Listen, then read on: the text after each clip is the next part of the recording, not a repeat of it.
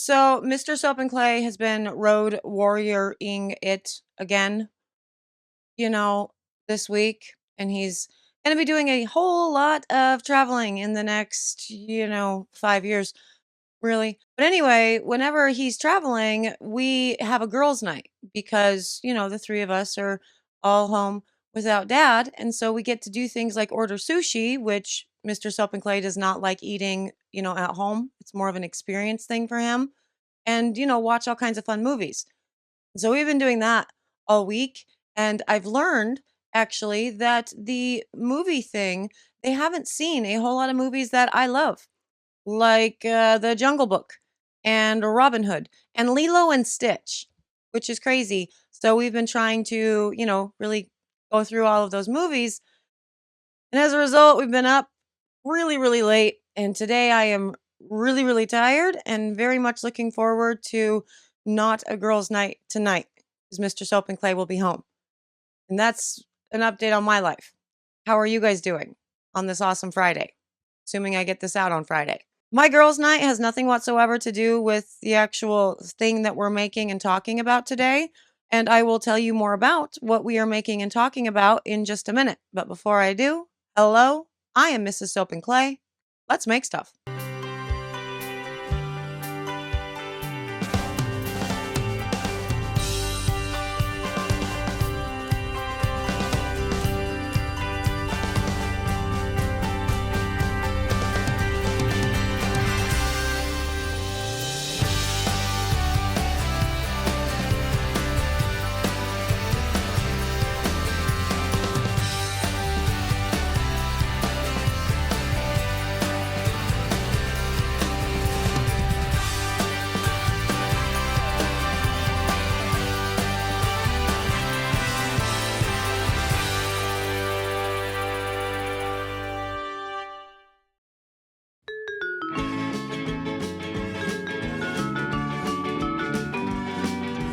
How's it going, Sudzers? Welcome back to the channel. You are at Soap and Clay, where we make all the soapy things. And you're here for week 6, I think, of year 3. And this week is a technique week. And so we will be tackling some easy ways to do fun designs. Nice design hacks. We will be tackling, I think, actually discoloration and talking about it properly, because the video that I was going to do that on, the last video, we ended up talking about allergies instead, which was a fun video for sure. Go check that one out if you haven't. But we're going to do discoloration too. And, a 15-minute melt and pour from scratch recipe. So I'm very excited for that one. But today, what we are doing is discussing the Mantra Swirl and the Taiwan Swirl and the Lotus Swirl. How they're different, how they're the same, because they are different and also the same. And also how to do it quickly and easily, without dividers, and without getting stressed out. So let's get to the video, and we can talk about all of those things there.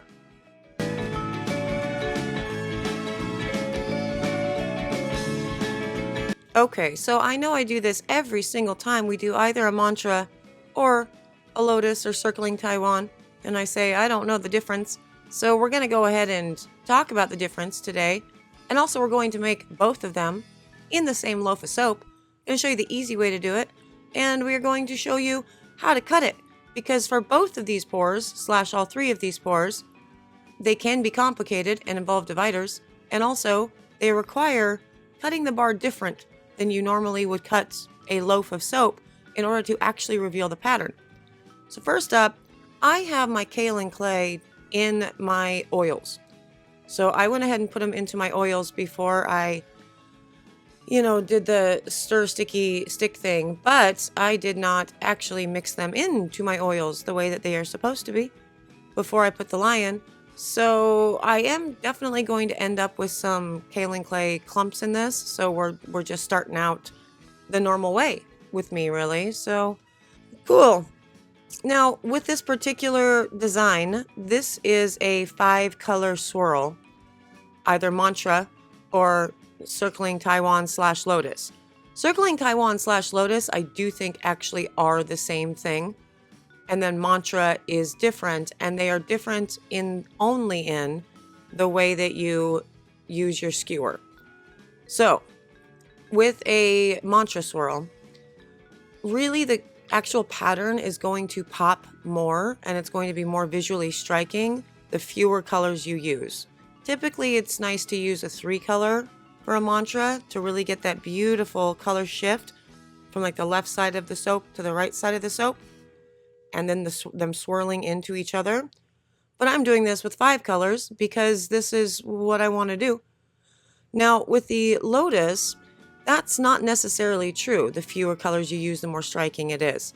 You can get some gorgeous Lotus swirls with, using lots and lots of colors. 5 colors is, I think, the most I've ever used for either one of these, particular pour techniques. But I guess you could theoretically use a whole bunch of different colors, for sure. With this one, again, we are using 5 colors. And we will be showing you the hack for this that does not require dividers. Because with both of these soaps, the quote-unquote right way to do it is busting out your dividers and putting them into your mold and being frustrated with trying to pour into all these little teeny tiny cavities. It's a lot. And, then pulling out the dividers and not scraping them, because that's always the big thing. You want to scrape all that soap back into the batch, and you can't because it messes up the design. A, it doesn't mess up the design, so if you are using dividers, yeah, scrape those off. Don't waste any soap, for sure. But 2, just don't use the dividers. Do it this way.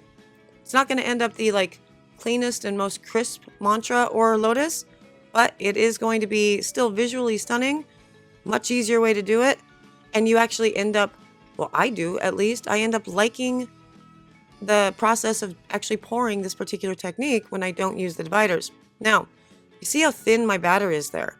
So with the lye solution into the oils in the mixy mix stage, I actually stopped right at emulsion / right before emulsion before separating this all out into the colors to give myself as much working time as I possibly could, knowing that I could take the stir stick back to it and thicken it up a little bit, which is what I ultimately ended up having to do. The weight of the batter is pretty important in these particular designs because you want them to be able to drop all the way down to the bottom of the mold so you get the design through each bar, because we're cutting these horizontally, right? But you don't want it to be so thin that the colors mix and muddy together too terribly much. And you don't want it to be too thick that they won't be able to be skewered into each other. So finding a proper, just light trace is very, very important with all of this. So that's, again, why I stopped right at emulsion / right before emulsion, mixed in all of my colors, gave myself plenty of working time, and then looked at the batch and adjusted the thickness as I needed with the stir stick. And that right there, it's very perfect. Look how it's coating the spatula nicely and it's not overly running off too terribly much.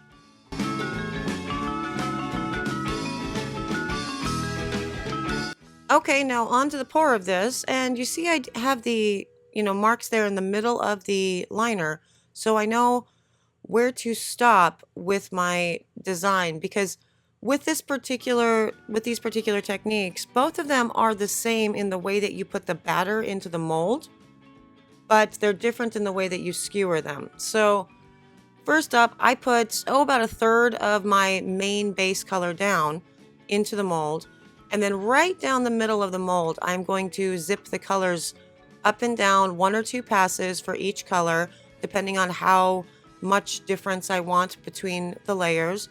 And I can also, if I'm in the mood, alternate every so often, put some white on top of that color line as well.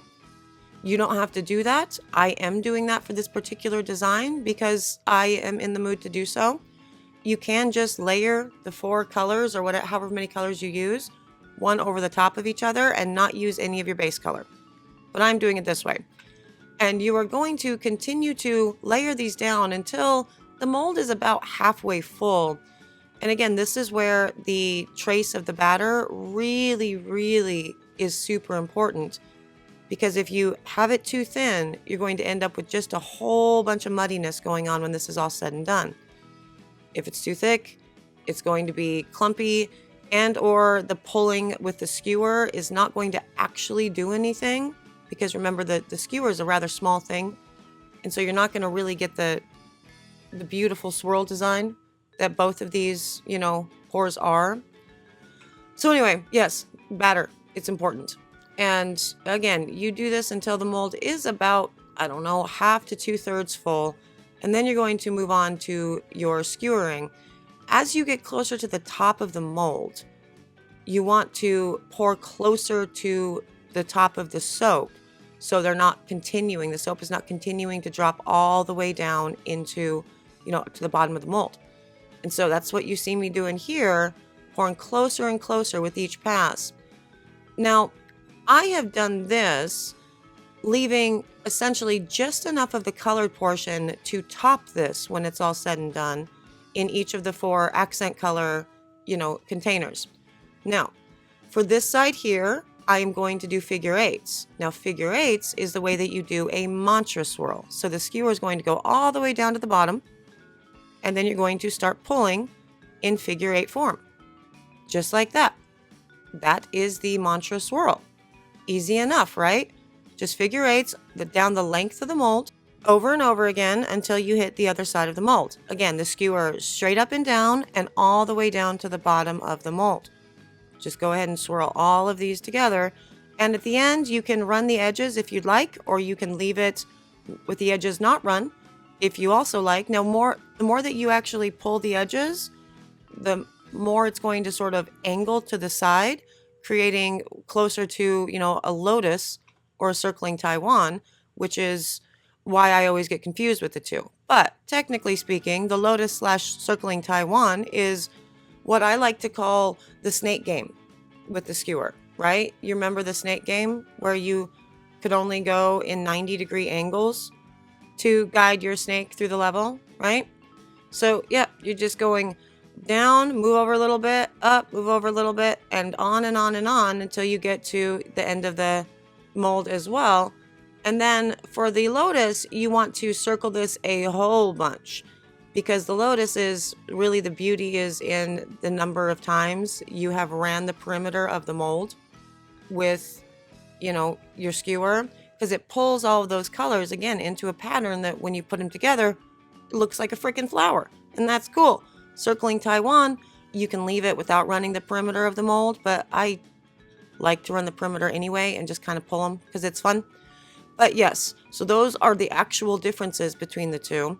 And so to really make sure that I know which side is which, I have taken the rest of the batter and I have topped these, you know, I put these colors on top, and I'm doing the exact same design just in the little tippy top part of the soap batter.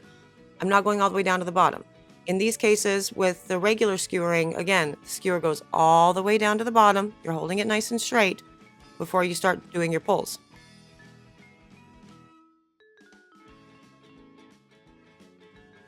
Okay, now on to the cut of this, and as you can see, it got a little bit overheated.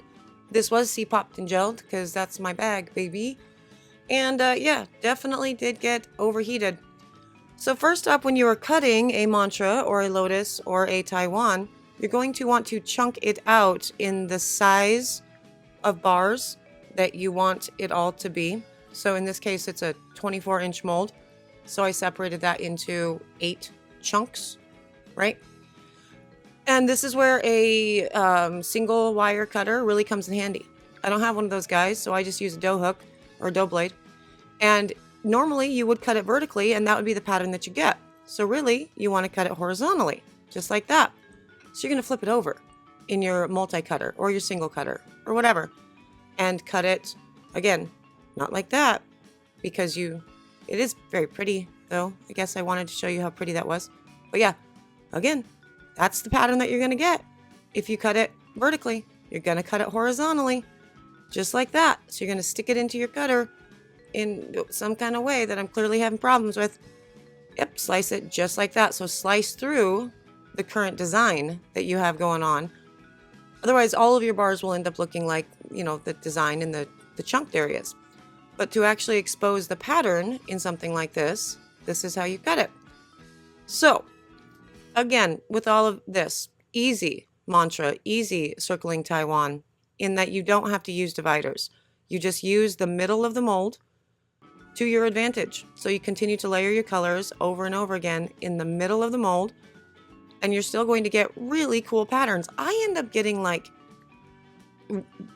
insects. I see insects on so many of my pours when I do it this way. Now, this would be the figure eights, so that would be the mantra, right? Mantra makes sense for bugs, right? Why does mantra make sense for bugs? Okay. It's 5 o'clock in the morning. My brain is not working, but I get insect-looking things with the mantra swirl. Now this again, circling Taiwan / Lotus. So same thing. You're not going to cut it vertically. You're going to cut it horizontally. Although, you know, the vertical cut, it looks pretty cool too. Like, that's fine. It's a fine bar of soap. But to expose the pattern, this is how you cut it. And that is an example of lots and lots of colors going into a, Lotus / circling Taiwan. Very pretty. There's a lot going on with that one. Looks kind of like reeds and like wild grasses. I like that. But there's your pretty one. That's where it's really starting to get into the awesome.